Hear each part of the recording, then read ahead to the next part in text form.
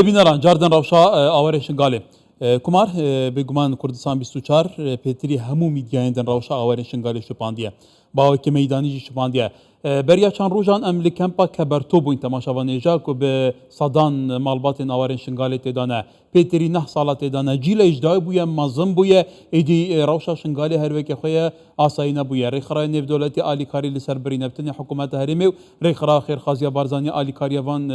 کوچبەرانێکەوان کەمپاندێکی ئەو هەر دخوازن vegeren lê rawşa emnî ya başine ya şingalê qarabuwa ku pêdivînîne avridana hikûmeta Iraqê nîne mêvanekê me hêjaya sebaretî vêkê birêz Elî Seîd ew rêveberê dataw zanyariyan e li navenda hevbendî û qeyranan ya hikûmeta Herêma Kurdistanê Hakelî hûn bixêr bên Elî Seîd bixêr bên زۆر سوپاس ئاوەرە و پەنابەران ئێستا لە کەمپەکاندا لە چ دۆخێکدا دۆخیان لە ماوەی ڕابردوو تا ئێستا خراپتر بووە لە ڕاستیدا بارودۆخی مرۆیی لە هەرێمی کوردستان بە تایبەتی ئاوەرە و پەنابەران ینی سەقامگیر نییە و هێشتا پێداویستیە مرۆییەکان بە مەبۆچوونی ئێمە لە قۆناغی دوای ئیمەرجەنسینەوەی کە پێدەوەڵێت پۆست ئیمەرجەنسی بۆیە پێویستی باوەڕدانەوەی زیاترە و پێویستی بە هاوکاری زیاترە پێویستی بە ئاوڕێدانەوەی زیاترە چ لەلایەن کۆمەڵگەی نێودەوڵەتی چ لەلایەن حکوومەتی اتحادی بە شێوەیەکی گشتی بەێ باوەکی میدانی جارجار ئەم تیکە ناوە کەمپاندا کەمپا شاریا کە بەر و توزانیجی پازدە کەم سنوورێ پارێزگەها دووکەنە بە هزاران ماڵباتên شنگالê tê de hene henî rêxirayê nêvdewletî jî têpayîn ku hindek alîkariyên kêmane bi temamî alîkariya ser van kempa bibirin gelo hîn ça dişên îdara van kempa ge لە ڕاستیدا مەسلەی کەمبوونەوەی پاڵپشتی نێودەوڵەتی لە هەرێمی کوردستان ساڵانێکە لە دوای ساڵی 2010ەوە پێ بە پێ قۆناغ بە قۆناغ کەمی کردووە و ئێستا دەتوانم بڵێم لە قۆناغەکانی کۆتایینەوەی کە زیاتر کەمبوونەوە لەو دۆخە بەڕاستی تەحمل ناکەوە بە هەمان شێوە حکوومەتی اتحادی بە تایبەتی وەزارەتی کۆچبەران نەیتوانیوە بە شێوەیەکی با بڵێم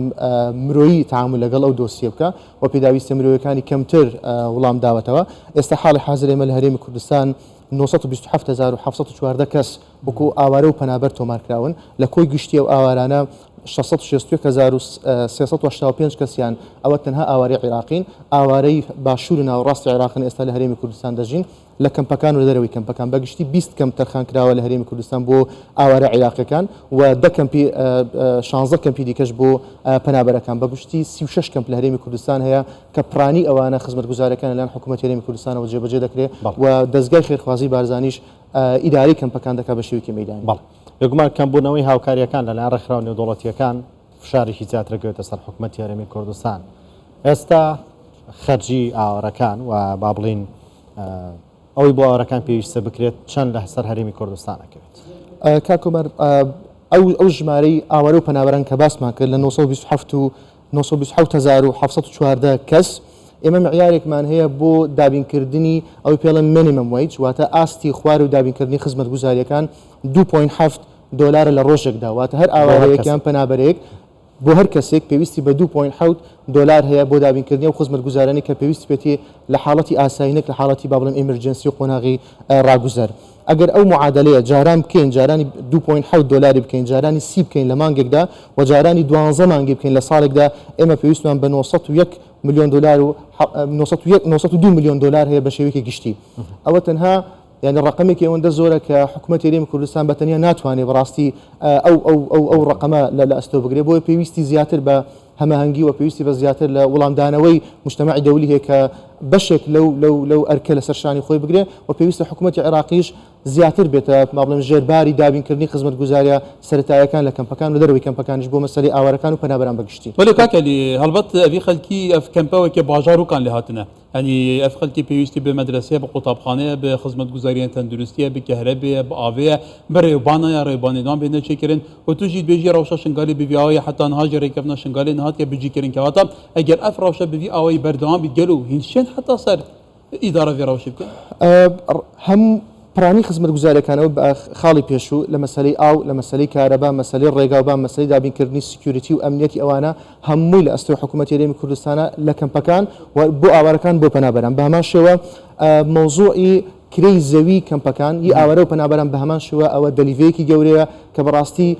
کێشەیەکی گەورەی بۆ ئێمە دروست کردووە کە تاکو ئێستا لە 2014 بۆ ئێستا حکوومەتی اتحادی ئەو مەلەفەی چارەسەر نەکردو و قەرزێکی زۆر کەڵەکە بۆ سەر ڕێ قەرزەکانی ئاو و کارەبا. مەسەلەی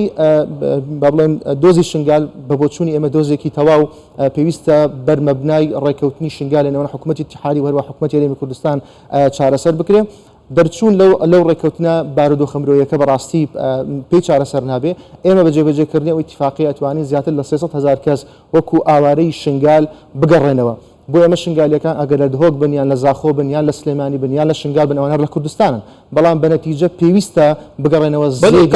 جێ سەرنجێ بۆ ئاوارە ڤەکەریانە شنگالێ ليش بركو روشا شنغالي امنيه باشينا خدمت گزارينينا نهاتنا تعويض كرن قرابو كرن جارا قادن هاتنا نافا كامبان دا كواتا جيانا كامبان بوان باشتر جيانا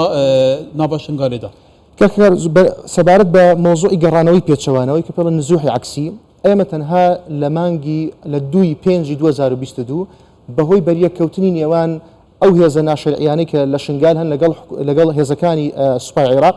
10,730 کەس ئاوارەبوون لە خلالی 3 ساعات. یعنی ئەوە بۆ ئێمە بەڕاستی شۆکێکی گەورەی بوو کە هەمیشە شیمانە و گریمانەیەوە کرێ هەر کاتێک ئاوارەکان بگەڕێنەوە دەلیڤەی گەڕانەوەیان هەیە بۆیە بە زەحمەتە بتوانین کەمپەکان بە ینی لە قۆناغێکی زۆر بڵێم خێرا یان ڕاگوزەر بتوانین دام بخەین.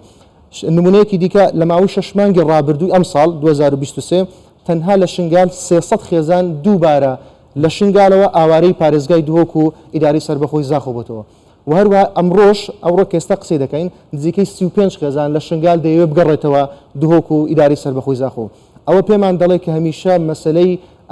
ئاوارەیی لە عێراقدا بەتابەتی لەو ناوچانەی کە هێشتا ئەمنیەتی استیقرار نییە، هێشتا خزمەتگوزاری نیە، هێشتا هێزی با بڵێن میلیشیایی دەرچوو لە یاسا و لە منزومەی ئەمنی عێراقی هەیە هەڕەشەیە بۆ سەر ناوچەکە و هەمیشە گریمانەی هاتنی ئاوارەکان فراوانە کاتەوە ڕۆژ بە ڕۆژی زیاتر دەبێت. بەڵێ لەبارەی داخستنی کەمپەکان پێما بهێنێت جار حکوومەتی عێراق داوای داخستنی کەمپەکانەکە داوای گەڕانەی هاوڵاتیانەکە بۆ شوێنی خۆیان و ئاوارە و پەنابەران. حکوومەتی هەرێمی کوردستان چۆن ماوەڵە لەگەڵم دۆسیە ئاکات ئەو لەسەر ئەو بڕواایە حکوومەتی هەرێمی کوردستان کە دەبێت گەڕانەوەیان خۆویستانە بێت؟ لە ڕاستیدا مەسلەی داواکردنی حکوومەتی اتحادی بەتایبەتی وەزارەتی کۆچبەران بە داخستنی پرۆسەی ئاوارەی یاخود مەلەفی کەمپەکان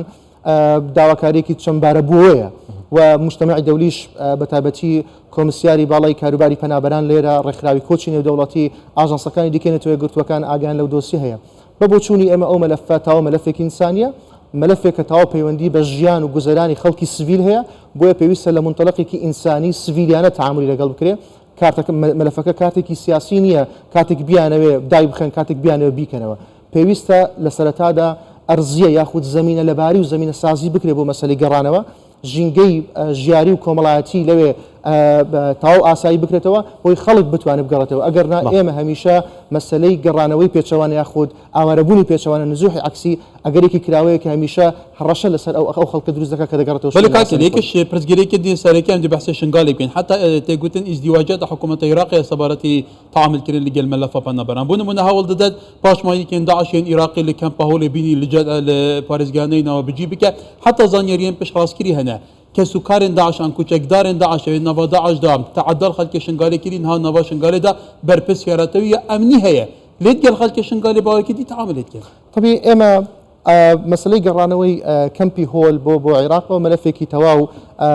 سياسية دبي لآستي بالاي سياسي تعامل قالوا ملف بكرتن قراني وأنا بوجد عبر راستي خطريكي أمنيج لنا وشك دروسك كبيوستا جير من دانتر وحكي مانتر تعامل قالوا دوسية بكري موضوعك تنها هنا أنا ويخلق نية بلكو تداعيات وروها بابلم ليكوتو جيكوتو دركوتي ديكي سياسي وجيوبوليتيكي وهروها تنها للروي دانشتواني شو هي أو مسألة كباست كر إما بيمان وايا بجي كرني الركوت نامي شنغال ديسان أتوانين باردوخي أمني لو استقرار بكين برو قناغي أو يكفي تطبيع النورماليزيشن للشنغال بروين أو جا خلق أتواني بأساني بقرته شويني خوي وأو كساني كتومد بارم برمبناي ياسا بركاركان وبرمبناي أو اتفاقي كراوا بيوستا دادقاي بكرين وأو خلقاني كتومتيان ساق نبوتو ببي دستور ومحاكم عراقي دتوانن مثلا دوباره لقل جاني كومالاتي رابي هندتو بشكل سيستمي كومالاتي شوين. ڕێز علی سعید بەڕێوەبەری داتا و زانیاری لە ناوەندی هەمانجی و قەیرانەکان سوپاس بۆ ئامادەبوونتان لە ستۆدیۆ. سپاس بەخێرات.